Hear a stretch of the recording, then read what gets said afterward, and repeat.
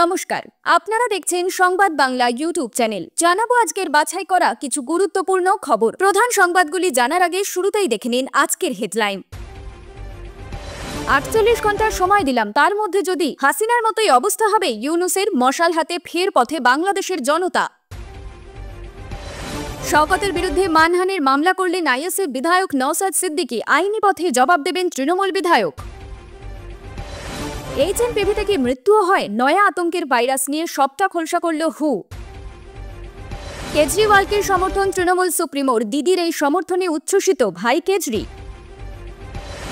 কলকাতায় চালু হতে চলেছে দেশের প্রথম ইলেকট্রনিক ফেরি ভেসেল, উদ্বোধনী মুখ্যমন্ত্রী। তৃণমূল নেতা দুলাল সরকার খুনের তদন্তে নয়া মোড়, টিএমসি নেতা দুলাল সরকারকে খুনের কথা কবুল নরেন্দ্রনাথ তিওয়ারির, কি বলছে পুলিশ? 200 টাকাও ছাড়ল না দালাল চক্র, স্বাস্থ্যসাথীতে নয়া দুর্নীতি কাজ করায় কলকাতা মেডিকেল। প্রিয় দর্শক, আপনি যদি আমাদের চ্যানেলে নতুন হয়ে থাকেন তাহলে চ্যানেলটিকে সাবস্ক্রাইব করে পাশে থাকা বেল আইকনটি ক্লিক করে রাখুন পরবর্তী খবরের আপডেটগুলো সবার প্রথমে পেতে। কারো হাতে মশাল, কারো হাতে লাঠি, ভাঙচুর করা হচ্ছিল সরকারি দফতর। গত বছর এই পরিস্থিতি দেখেছিল বাংলাদেশ। আবারও কি নতুন বছরে দেখতে হবে সেই একই ছবি?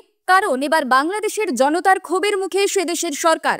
অন্তর্বর্তী সরকারের প্রধান উপদেষ্টা মোহাম্মদ ইউনূসকে ৪৮ ঘন্টার সময় দেওয়া হয়েছে। নতুন কর প্রত্যাহার না করলে সরকার ফেলে দেওয়ার হুমকি। কিন্তু কেন হঠাৎ আম জনতার রোষের মুখে ইউনূস? বস্তুত শেখ হাসিনা প্রধানমন্ত্রী পদ থেকে ইস্তফা দেওয়ার পর অন্তর্বর্তী সরকারের প্রধান উপদেষ্টা হয়ে ক্ষমতায় আসেন ইউনূস। আর তারপর থেকেই একের পর এক নতুন নিয়ম চালু করেছেন তিনি। বাংলাদেশের নতুন সরকারের নতুন নিয়ম অনুযায়ী এবার থেকে রেস্তোরাঁয় খাবার খেতে গেলে বিলের উপর অতিরিক্ত 15% ভ্যাট দিতে হবে। আগে এই ভ্যাট 5% ছিল, সেই ভ্যাট বাড়িয়ে 15% করা হয়েছে। বিস্কুট, আচার, ম্যাট্রেস, টিস্যু পেপারেও 15% করে ভ্যাট বসানো হবে। এছাড়া ড্রাইভিং লাইসেন্স তৈরির ক্ষেত্রেও 15% ভ্যাট দিতে হবে। এরপরেই ক্ষোভে ফেটে পড়েন আমজনতা। তাদের দাবি, নাগালের বাইরে চলে গিয়েছে দ্রব্যমূল্য। বিভিন্ন অত্যাবশ্যকীয় ভোগ্যপণ্যের দাম আকাশ ছোঁয়া। এর মধ্যে বিভিন্ন জিনিসের উপর কর বাড়িয়েছে ইউনূস সরকার। দাম বেড়েছে রান্নার গ্যাসেরও। শিল্পক্ষেত্রে গ্যাসের দাম 2.5 গুণ বাড়ানোর প্রস্তাব দিয়েছে ইউনূস সরকার। আর এসবের মধ্যে তীব্র প্রতিবাদে রাস্তায় নেমেছেন বাংলাদেশের জনগণ। তারা হুমকি দিয়েছে সরকারকে উৎখাত করার। বেঁধে দেওয়া হয়েছে 48 ঘন্টার সময়সীমা। এর মধ্যে গ্যাস সহ অন্যান্য জিনিসের ওপর আরোপ করা কর কমানো না হলে ছাত্র জনতাকে নিয়ে সরকারের বিরুদ্ধে তীব্র আন্দোলনের ডাক দিয়েছে বাংলাদেশের জাগ্রত জনতা। এই প্রসঙ্গে আজমল জিহাদ নামে এক ব্যক্তি বলেন, শেখ হাসিনাও কর আরোপ করেছিলেন, তার একটা সীমা ছিল। তবে বর্তমান সরকার ছাত্র জনতার গণ অভ্যুত্থানের সরকার। সেই সরকার যখন জনগণের উপর কর আরোপ করেন, চাপিয়ে দিতে চান, তখন কোনোভাবেই আমরা তা মেনে নেব না। 48 ঘন্টা সময় দিলাম, তার মধ্যে যদি এই সিদ্ধান্ত বদল না হয় তাহলে সারা বাংলাদেশ অচল করে দেব। তৃণমূল বিধায়ক শওকত মোল্লার বিতর্কিত মন্তব্যের প্রেক্ষিতে বুধবার আদালতে মানহানির মামলা দায়ের করলেন ইন্ডিয়ান সেকুলার ফ্রন্ট অর্থাৎ আইএসএফ এর বিধায়ক নওশাদ সিদ্দিকী। শওকত সম্প্রতি নওশাদকে জঙ্গি বলে আক্রমণ করেছিলেন বলে অভিযোগ, যা নিয়ে রাজনৈতিক মহলে বিতর্ক তৈরি হয়। এই মন্তব্যের প্রতিবাদ জানিয়ে ব্যাংকশালের অতিরিক্ত মুখ্য বিচার বিভাগীয় ম্যাজিস্ট্রেট আদালতে মামলাটি দায়ের করা হয়েছে। নওশাদের কৌঁসুলি ইয়াসিন রহমান জানান, শওকত মোল্লার এমন মন্তব্য সম্পূর্ণ ভিত্তিহীন এবং উদ্দেশ্য প্রণোদিত, যা একজন জনপ্রতিনিধির সম্মানহানির চেষ্টার শামিল। মামলার প্রাথমিক শুনানির পর অভিযোগটি গ্রহণ করেছে আদালত। কৌঁসুলি আরও বলেন, এই ধরনের মন্তব্য শুধু একজন ব্যক্তির সম্মানহানি করে না, বরং গণতান্ত্রিক ব্যবস্থার প্রতি আস্থাকে দুর্বল করে। আদালত সূত্রে জানা গিয়েছে, এই মামলায় অভিযুক্ত শওকতকে আদালতে হাজির হওয়ার জন্য শীঘ্রই সমন পাঠানো হবে। সমন পাওয়ার পর অভিযুক্তকে নির্ধারিত দিনে আদালতে হাজির হয়ে তার বক্তব্য পেশ করার সুযোগ দেওয়া হবে। এ বিষয়ে আইএসএফ এর তরফে জানানো হয়েছে, শওকতের এমন মন্তব্য শুধু নওশাদের বিরুদ্ধেই নয়, তার দল এবং তার অনুগামীদের মর্যাদাকেও আঘাত করেছে। আইএসএফ এর দাবি, রাজনৈতিক লড়াইয়ে ব্যক্তিগত আক্রমণ বা মিথ্যে অপবাদ দেওয়ার সংস্কৃতি বন্ধ হওয়া উচিত। অন্যদিকে মানহানির মামলার কথা জানার পর তৃণমূল বিধায়ক শওকত বলেন, আমি শুনেছি নওশাদ আমার বিরুদ্ধে মামলা করেছে। আদালত আমার কাছে যা জানতে চাইবে আইনগতভাবে আমি তার জবাব দেব। প্রসঙ্গত 2021 সালে সংযুক্ত মোর্চার একমাত্র প্রার্থী হিসেবে ভাঙড় বিধানসভায় জয়ী হন আইএসএফ প্রার্থী নওশাদ সিদ্দিকী। রাজ্য জুড়ে শাসক দলের প্রবল ঝড় সত্ত্বেও ভাঙড়ে এমন অপ্রত্যাশিত হারের কারণে শওকতকে ভাঙড় বিধানসভার দেখভালের দায়িত্ব দেন তৃণমূল শীর্ষ নেতৃত্ব। তারপর থেকেই নওশাদ বনাম শওকতের লড়াই চলে আসছে।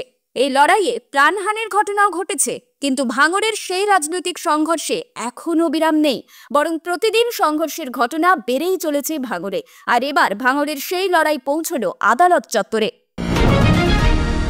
2020 সালটা করোনাকাল হিসাবেই পরিচিত সকলের কাছে। ওই মারণ ভাইরাসের প্রভাব কতটা ভয়ঙ্কর ছিল তার স্মৃতি এখনো তাজা। সেই কারণেই 5 বছর পর চীনে নতুন আরেক ভাইরাস হিউম্যান মেটানিউমো বা HMPV ভাইরাস ছড়াতেই মানুষের মনে আতঙ্ক দানা বেঁধেছে। নানা মুনির নানা মত শোনা যাচ্ছে এই ভাইরাস নিয়ে। তবে বিশ্ব স্বাস্থ্য সংস্থা কি বলে তা জানতেই মুখিয়ে ছিল সকলে। অবশেষে সেই উত্তর মিলল। HMPV নিয়ে কি বলল ফু?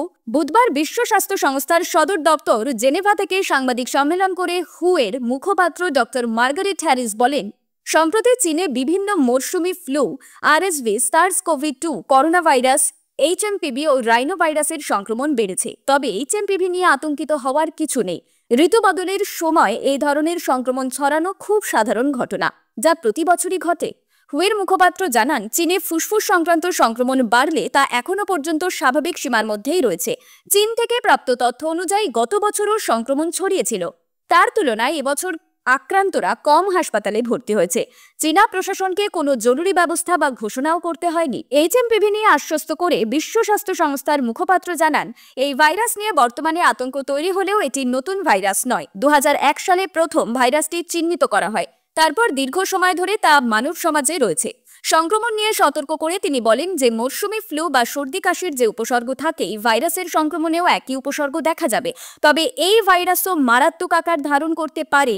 সংক্রমিত ব্যক্তি গুরুতর অসুস্থ হয়ে পড়তে পারে, বিশেষ করে শিশু ও প্রবীণ ব্যক্তি এবং যাদের রোগ প্রতিরোধ ক্ষমতা কম তাদের সংক্রমণের ঝুঁকি বেশি। তবে HMPV-তে মৃত্যুর সম্ভাবনা প্রায় নেই বলেই আশ্বস্ত করেছে হু। সম্পর্কটা বেশ খানিকটা মধুর। যখন জেলে গিয়েছিলেন কেজরিওয়াল, তখন প্রতিবাদে সোচ্চার হয়েছিলেন এ রাজ্যের মুখ্যমন্ত্রী মমতা বন্দ্যোপাধ্যায়। আবার যেদিন জেল থেকে মুক্ত হন আপ সুপ্রিমো, সেদিন আবার শুভেচ্ছা জানিয়েছিলেন তৃণমূল নেত্রী। এবার পশ্চিমবঙ্গের মুখ্যমন্ত্রী মমতা বন্দ্যোপাধ্যায় 2025 সালের দিল্লি বিধানসভা নির্বাচনের আগে আম আদমি পার্টিকে তার দলের পক্ষে সমর্থন জানিয়েছেন। সমাজবাদী পার্টির প্রধান অখিলেশ যাদব ভোটে আপকে সমর্থন করার ঘোষণা দেওয়ার একদিন পরে তৃণমূলের পক্ষ থেকে জানানো হলো সমর্থন। আপ দলের আহ্বায়ক এবং দিল্লির প্রাক্তন মুখ্যমন্ত্রী অরবিন্দ কেজরিওয়াল তার সমর্থনের জন্য মমতা বন্দ্যোপাধ্যায়কে এদিন নিজের এক্স হ্যান্ডেল থেকে ধন্যবাদ জানিয়েছেন। কেজরিওয়াল বলেন, টিএমসি দিল্লি নির্বাচনে আপকে সমর্থন ঘোষণা করেছে। আমি ব্যক্তিগতভাবে মমতা দিদির কাছে কৃতজ্ঞ। ধন্যবাদ দিদি, আপনি সব সময় আমাদের ভালো এবং খারাপ সময় আমাদের সমর্থন করেছেন এবং আশীর্বাদ করেছেন। আপ প্রধানের পোস্টের প্রতিক্রিয়ায় টিএমসি সাংসদ ডেরেক ও ব্রায়েন তাকে সমর্থনের আশ্বাস দিয়ে বলেছেন, আমরা আপনার পিছনে আছি। এর আগে কেজরিওয়াল আপকে সমর্থন করার জন্য অখিলেশ যাদবের প্রতি কৃতজ্ঞতা প্রকাশ করেছিলেন। কেজরিওয়াল বলেছিলেন, আপনাকে অনেক ধন্যবাদ অখিলেশজি, আপনি সব সময় আমাদের সাথে দাঁড়ান। আমি দিল্লির জনগণের সাথে এর জন্য আপনাকে জানাই কৃতজ্ঞ। এদিকে আপ নেতা সঞ্জয় সিং এবং সৌরভ ভরদ্বাজকে দিল্লির মুখ্যমন্ত্রীর সরকারি বাসভবনে প্রবেশ করতে অস্বীকার করার পরে উত্তেজনা বেড়েছে। কেজরিওয়াল তার মেয়াদে একটি শীষ মহল অর্থাৎ কাচের প্রাসাদ তৈরি করেছিলেন বলে বিজেপির অভিযোগের পরে নেতারা মিডিয়া প্রতিনিধিদের বাসভবন পরিদর্শন করার জন্য আমন্ত্রণ জানিয়েছিলেন। আপ নেতারা প্রতিবাদ করেছিলেন, যা মুখ্যমন্ত্রীর বাসভবনের বাইরে প্রত্যাহার করা হয়েছিল। মিডিয়াকে সম্বোধন করে সৌরভ ভরদ্বাজ সরকারি বাসভবন স্বচ্ছতার দাবি জানিয়ে বলেন, প্রধানমন্ত্রীর বাসভবনও খতিয়ে দেখা উচিত। এরকমই উত্তেজনার বাতাবরণ নিয়ে ভোটের দিন এগিয়ে আসছে। নির্বাচন কমিশন ঘোষণা করেছে যে দিল্লি বিধানসভা নির্বাচন এক দফায় আগামী 5ই ফেব্রুয়ারি অনুষ্ঠিত হবে এবং 8ই ফেব্রুয়ারি ফলাফল ঘোষণা হবে। বাংলার হাত ধরে দেশের প্রথম সিএনজি ইলেকট্রনিক ফেরি ভেসেল শুরু হতে চলেছে। আজ অর্থাৎ বৃহস্পতিবার উদ্বোধন হতে চলেছে এই ভেসেলের। উদ্বোধন করবেন মুখ্যমন্ত্রী মমতা বন্দ্যোপাধ্যায়। আজ অর্থাৎ বৃহস্পতিবার বিকেলবেলায় মিলেনিয়াম পার্ক থেকে এই অত্যাধুনিক ভেসেলের আনুষ্ঠানিক উদ্বোধন করতে চলেছেন মাননীয়া। প্রথমবার বাংলায় চালু হতে চলেছে বিদ্যুৎ চালিত ভেসেল। আর এই ভেসেল বানাতে রাজ্যের খরচ হয়েছে 6 কোটি টাকা। এই ভেসেল সম্পর্কে পরিবহন মন্ত্রী স্নেহাশিস চক্রবর্তী তিনি জানিয়েছেন, পরিবেশ দূষণ কমাতে বিশেষভাবে সাহায্য করবে বিদ্যুৎ চালিত এই ভেসেল, যার জেরে যাত্রীরা যেমন আরও বেশি সুরক্ষিত হবেন, ঠিক তেমনভাবেই বেশি স্বাচ্ছন্দ্য অনুভব করবেন যাত্রায়। এই লঞ্চ তৈরি করা হয়েছে গার্ডেন ব্রিজ শিপ বিল্ডার্সের পক্ষ থেকে। এসি এবং নন এসি দুটো বিভাগই থাকছে এই ভেসেলটিতে। এসি বিভাগের 30 জন যাত্রী এবং নন এসি বিভাগের 62 জন যাত্রী যাত্রা করতে পারবেন ভেসেলটিতে। ভেসেলটি চলবে মিলেনিয়াম পার্ক থেকে বেলুড় মঠ হয়ে দক্ষিণেশ্বর পর্যন্ত। এই মুহূর্তে রাজ্যে রয়েছে 37টি ডিজেল চালিত লঞ্চ। পরিবহন দপ্তরের তরফ থেকে জানানো হয়েছে, আগামী 3 আইন ডিজেল চালিত লঞ্চ কমিয়ে বিদ্যুৎ চালিত ভেসেল বৃদ্ধির পরিকল্পনা রয়েছে রাজ্য সরকারের। এর ফলে পরিবেশ দূষণও কম হবে বলেই মনে করা হচ্ছে। মালদার তৃণমূল নেতা দুলাল সরকারকে খুনের কথা কবুল করেছেন নরেন্দ্রনাথ তিওয়ারি। এমনই খবর পাওয়া গেল পুলিশ সূত্রে খবর, গ্রেফতারের পর দীর্ঘ জেরায় খুনের কথা কবুল করেছেন তৃণমূলের ইংরেজবাজার শহর সভাপতি। তৃণমূল কাউন্সিলরকে খুনের জন্য দেওয়া হয়েছিল 50 লক্ষ টাকার সুপারি, এমনই দাবি করেছে পুলিশ। দুলালকে খুনের ঘটনায় এখনো পর্যন্ত 2 শার্প শুটার সহ 7 জনকে গ্রেফতার করা হয়েছে। এখনো অধরা 2 অভিযুক্ত কৃষ্ণ ওরফে রোহন রজক ও বাবলু যাদব। তাদের খোঁজ চলছে, যদিও ঘটনার 7 দিন পরেও খুনের মোটিভ নিয়ে অন্ধকারে পুলিশ। মালদায় তৃণমূলের শীর্ষ নেতা খুনে গ্রেফতার তৃণমূলেরই আরেক শীর্ষ নেতা। প্রায় 21 ঘন্টা ম্যারাথন জেরার পর গ্রেফতার করা হয়েছে তৃণমূলেরই ইংরেজবাজারের শহর সভাপতি নরেন্দ্রনাথ তিওয়ারিকে। খুন হওয়া তৃণমূল নেতা দুলাল সরকার ইংরেজবাজার পুরসভার বর্তমান কাউন্সিলর, আর ধৃত তৃণমূল নেতা নরেন্দ্রনাথ তিওয়ারি এই ওয়ার্ডেরই প্রাক্তন কাউন্সিলর। খুনের ঘটনায় স্বপন শর্মা নামে একজনকেও পুলিশ গ্রেফতার করেছে। দীর্ঘ জেরায় খুনের কথা স্বীকার করেছে ধৃত নরেন্দ্রনাথ তিওয়ারি, খবর পুলিশ সূত্রে। এরপর দ্রুত হত্যার ঘটনার কিনারা করা যাবে বলে আশ্বাস পুলিশের। তবে শুধু নরেন্দ্রনাথ তিওয়ারি নয়, দুলাল সরকার খুনের নেপথ্যে আরও কিছু বড় মাথা আছে। নরেন্দ্রনাথ তিওয়ারিকে গ্রেফতারের পর এমনই দাবি করেন নিহত তৃণমূল নেতার স্ত্রী। 2022 সালের পুরসভা ভোটে ইংরেজবাজার পুরসভার 21 নম্বর ওয়ার্ডে তৃণমূলের প্রার্থী হন নরেন্দ্রনাথ তিওয়ারির স্ত্রী অঞ্জু তিওয়ারি। নির্দল প্রার্থী দাঁড় করিয়ে তাকে ভোটে হারানোর অভিযোগ উঠেছিল দুলাল সরকারের বিরুদ্ধে। এরপর নরেন্দ্রনাথ তার ভাই সহ বেশ কয়েকজনের ওপর হামলারও অভিযোগ ওঠে। সেই পুরনো শত্রুতার জেরেই কি খুন হলেন দুলাল সরকার? ইংরেজবাজার পুরসভার তৃণমূলের চেয়ারম্যান কৃষ্ণেন্দু নারায়ণ চৌধুরীর দাবি, এর আগে দুলালকে খুনের হুমকি দিয়েছিলেন নরেন্দ্রনাথ তিওয়ারি। নরেন্দ্রনাথকে দলেরই একাংশ মদত জুগিয়েছিল বলেও চাঞ্চল্যকর দাবি করেন কৃষ্ণেন্দু নারায়ণ। নিহত তৃণমূল নেতার স্ত্রীর দাবি, দুলাল সরকার ইংরেজবাজার পুরসভার চেয়ারম্যান হলে তার ক্ষমতা আরও বাড়বে মনে করেই আক্রোশবশত এই খুন। যদিও গ্রেফতারের পর নরেন্দ্রনাথ তিওয়ারি বলেছিলেন, বড় মাথার শিকার হয়েছে বাবলা, বড় মাথার শিকার হলাম আমিও। স্বাস্থ্যসাথীতে দুর্নীতির অভিযোগে ইতিমধ্যেই একাংশ চিকিৎসক এবং বেসরকারি হাসপাতাল কর্তৃপক্ষের বিরুদ্ধে তদন্তে নেমেছে স্বাস্থ্য দপ্তর। এরই মধ্যে এবার স্বাস্থ্যসাথীতে নয়া দুর্নীতির অভিযোগ সামনে এলো, যার জেরে এবার বিতর্কে কলকাতা মেডিকেল কলেজ হাসপাতাল। সূত্রের খবর, স্বাস্থ্যসাথী প্রকল্পে হাসপাতাল থেকে রোগীকে বাড়ি ফিরতে 200 টাকা দেওয়া হয়। হাসপাতাল থেকে ছুটির পর রোগী সহায়তা কেন্দ্র থেকে এই টাকা দেওয়া হয় রোগীকে। এজন্য স্লিপে রোগীর নাম, ফোন নম্বর লিখে সই করতে হয়। অভিযোগ, সই জাল করে কয়েক হাজার রোগীর বাড়ি ফেরার পর ওই 200 টাকা করে মোট কোটি টাকা জালিয়াত করা হয়েছে। কিভাবে বিষয়টি প্রকাশ্যে এলো? সূত্রের দাবি, স্বাস্থ্যসাথীর দুর্নীতির তদন্তে নেমে এই বিষয়টি জানতে পারেন তদন্তকারীরা। জানা যায়, রোগী সহায়তা কেন্দ্রে জমা দেওয়া রোগীদের স্লিপে যে ফোন নম্বর রয়েছে সেগুলিতে যোগাযোগ করেন এই জালিয়াতির কথা জানতে পেরেছেন স্বাস্থ্যসাথীর কর্তারা।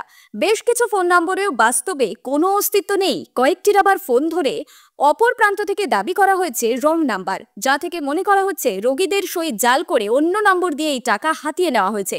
আর এখানেই নাম জড়াচ্ছে কলকাতা মেডিকেলের, কারণ সংশ্লিষ্ট মেডিকেলের রোগী সহায়তা কেন্দ্র থেকে জমা দেওয়া রোগীদের স্লিপেই এই গরমিল সামনে এসেছে। যদিও এ ব্যাপারে কলকাতা মেডিকেল কর্তৃপক্ষের কোনো প্রতিক্রিয়া এখনো জানা যায়নি। খবর আজকের মতন এই পর্যন্তই। ধন্যবাদ।